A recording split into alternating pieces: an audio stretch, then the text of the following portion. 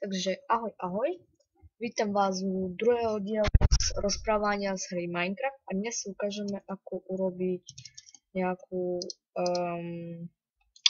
trebárs chodbu, alebo no neviem ako to nazvať. Proste nejakú pascu, ak nechcete, aby sa vám niekto niekde dostal. Takže najprv si postavíme, neurobím to nejaké extra veľké, najprv si dáme akúkoľvek kocku, tomu si dáme dve voľné trebárs.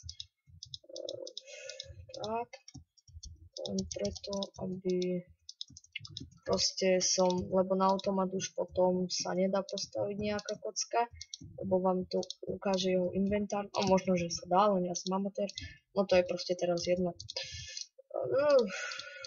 Opäť mi to, ako vidíte, laguje, za to sa opäť ospravedlňujem, ale takto sa budem asi v každom diele, pokým to nevyriešim. A toto dáme preč, dobre.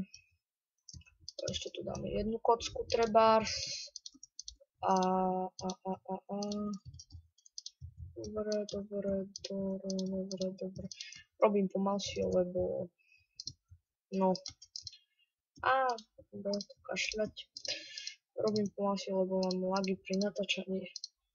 Bude to určite natáčanie, keď sa v minulom dielu povedal, neviem čím to bude. Tu tak si dáme dole automaty. No, tak.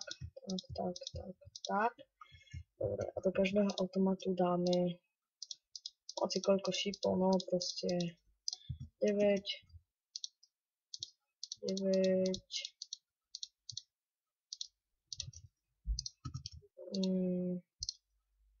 No proste je to jedno. Nebudem sa tu teraz s tým pýtľať. Do každého tak, tak, to je jedno. 14, 13, 64, to je jedno. 19. Nie, to sa nechce, nevadí. Rozdielíme. Opäť hovorím potichy, je to taký zvyk, no spravedlňujem sa za to. Ne, tak, dobre. 2, 16, ne, tu som to chcel dať.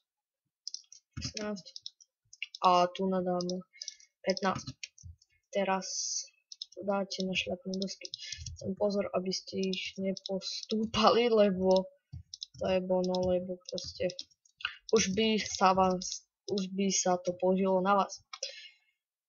Na survivali by ste to robili trošku dlhšie, no proste je to jedno, tak že tu bude nejaká, no vidíte, to som hovoril, nejaká chodba, nejaký dom, to je jedno úplne. Tak, niekto akože pôjde, že prepnem si to na survival, aby som vám ukázal, či mi to niečo spraví, možno, že nie, neviem ako to funguje.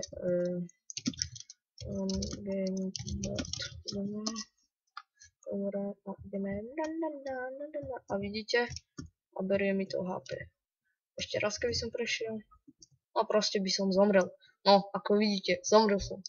Takže takto sa dá jednoducho spraviť nejaká taká chodba, napríklad vo väzení, alebo tak. Takže čaute.